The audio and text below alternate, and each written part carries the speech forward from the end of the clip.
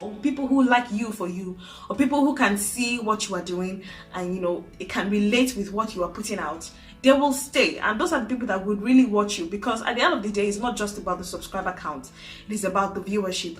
And once people can watch your channel and relate to your story, they will stick around. Trust me, they will stick around. So all the acting, all the fuss, all the drama is not necessary. Be yourself.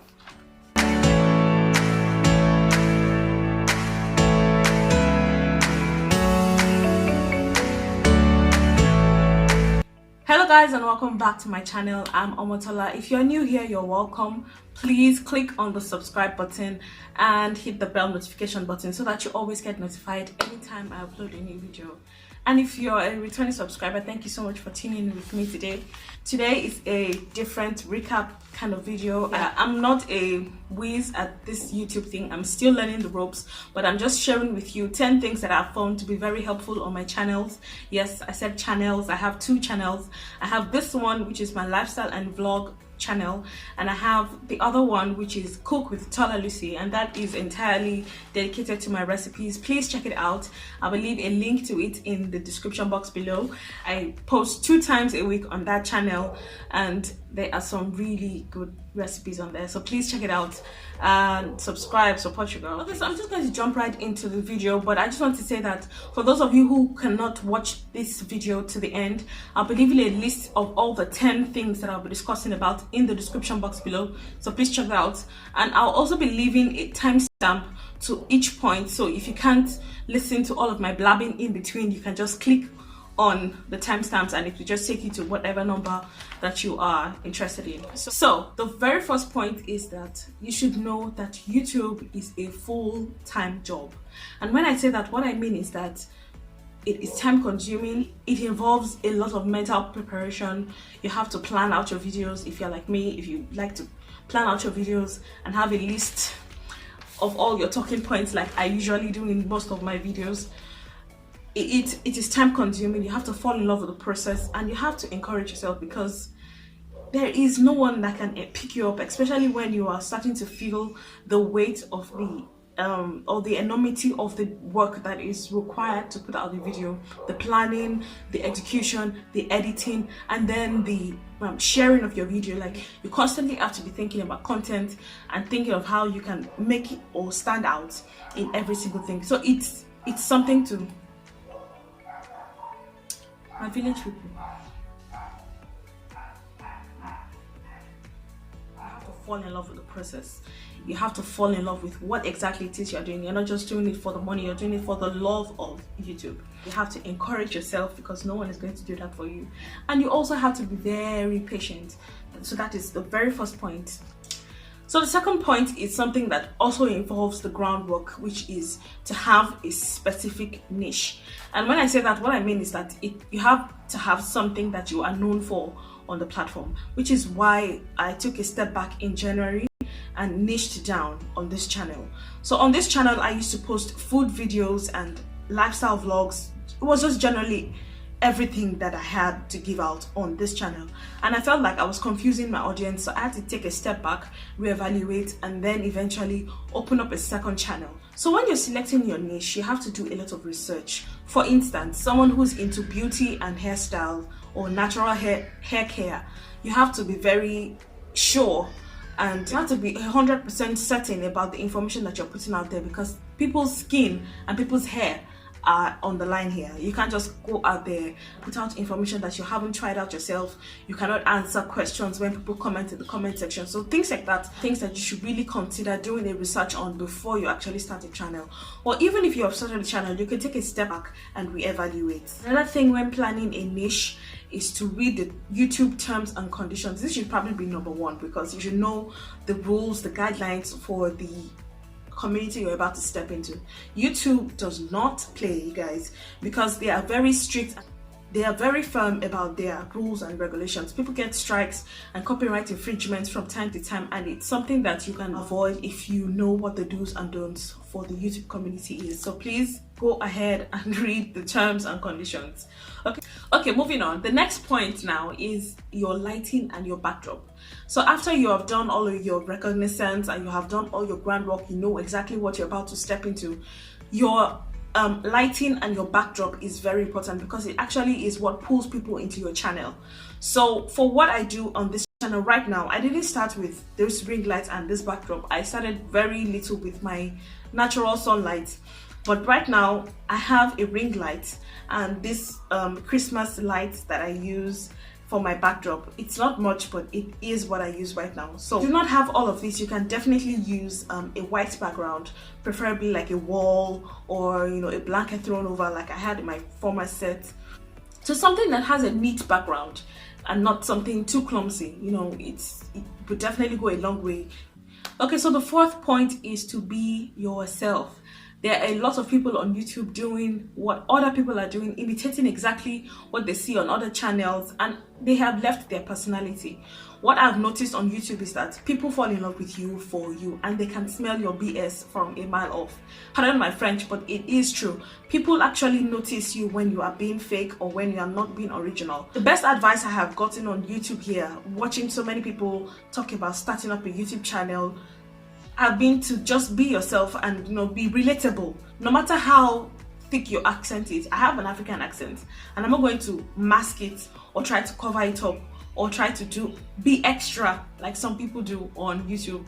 I'm going to be myself, and what I've noticed is that people who like me for me, or people who like you for you, or people who can see what you are doing and it can relate with what you are putting out, they will stay. And those are the people that would really watch you, because at the end of the day, it's not just about the subscriber count, it is about the viewership. And once people can watch your channel and relate to your story, they will stick around. Trust me, they will stick around. So all the acting, all the fuss, all the drama is not necessary. Be yourself. Okay, so the fifth point is, once you're done with shooting the video, is to learn how to edit properly. Now, there's so many videos that I have done in the past, and when I look back on them, I feel like I could have done a better job with the editing, knowing what I know right now.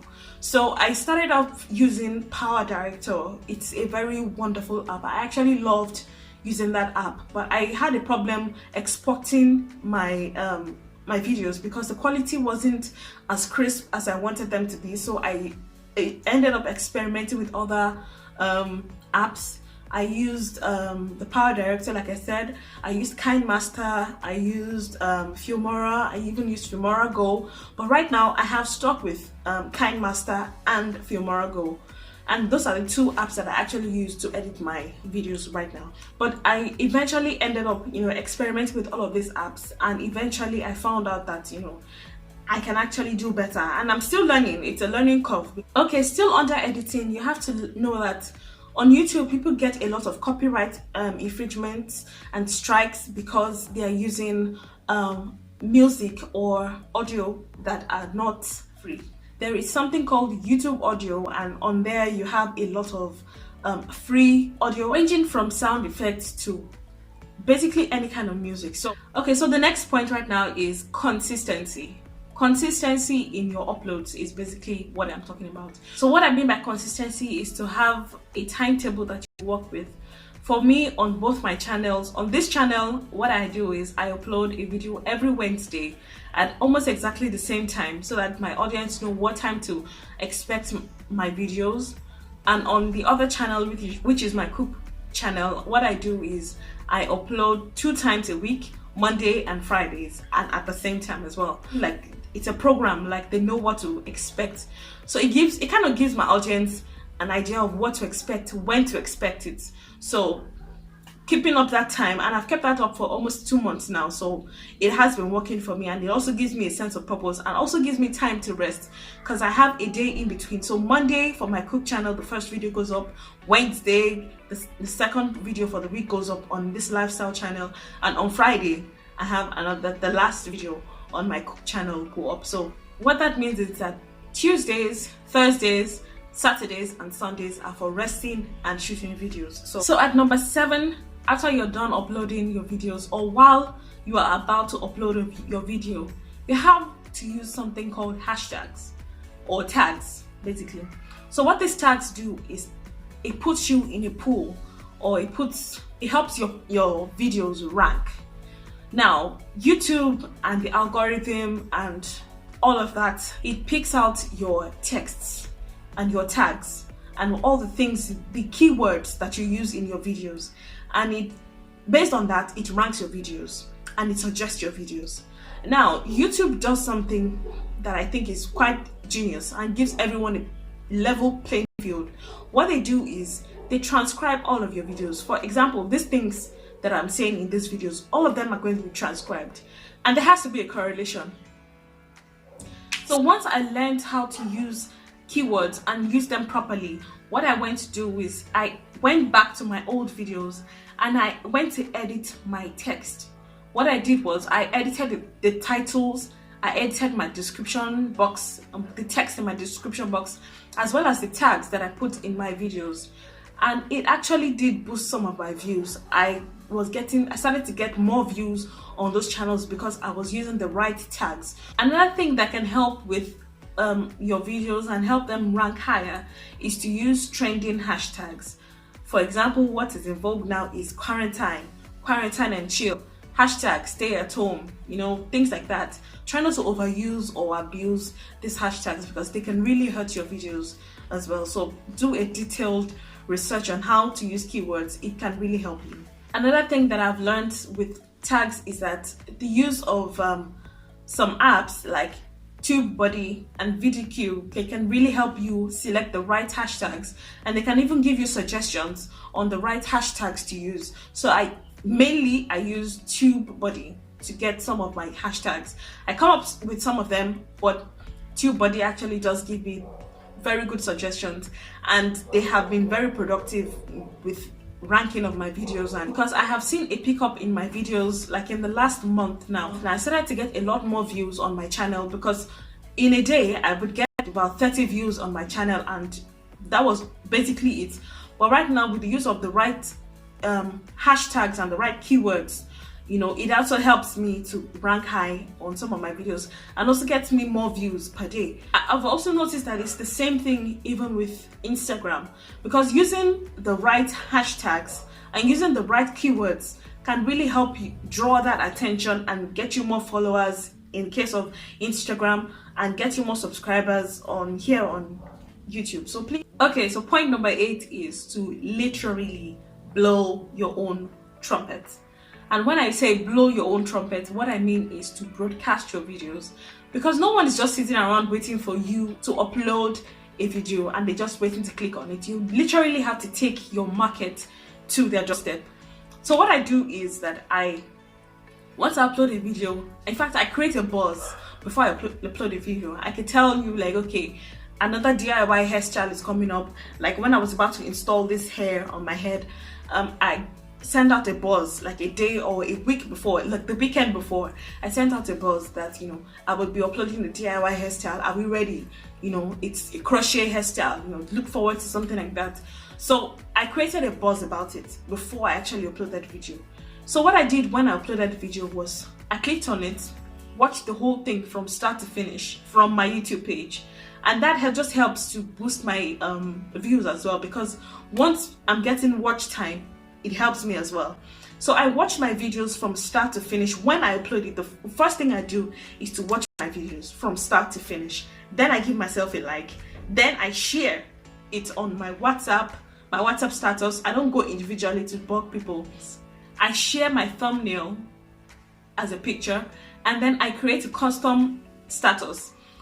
I talk about the video and what it's about a bit, in about 2 or 3 lines, and then I put the link to that video there so that people can click on it from my status and go and watch the video.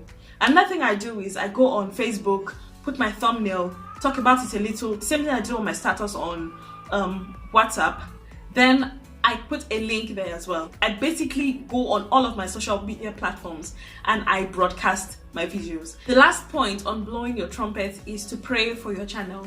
People, this thing works.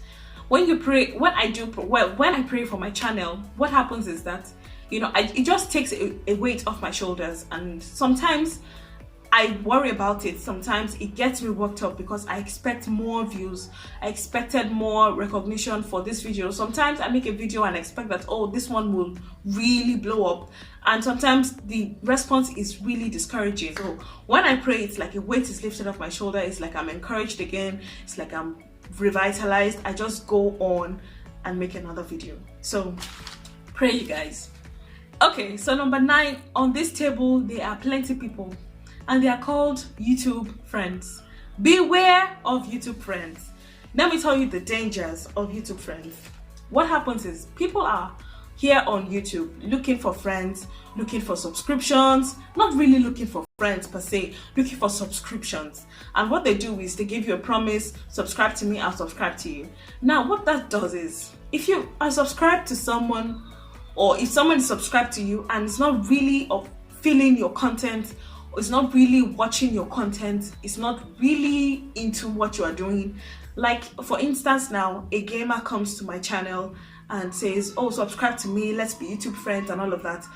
We click on each other's subscribe button, and then it's +1 on both ends. But when I make a video, do you watch?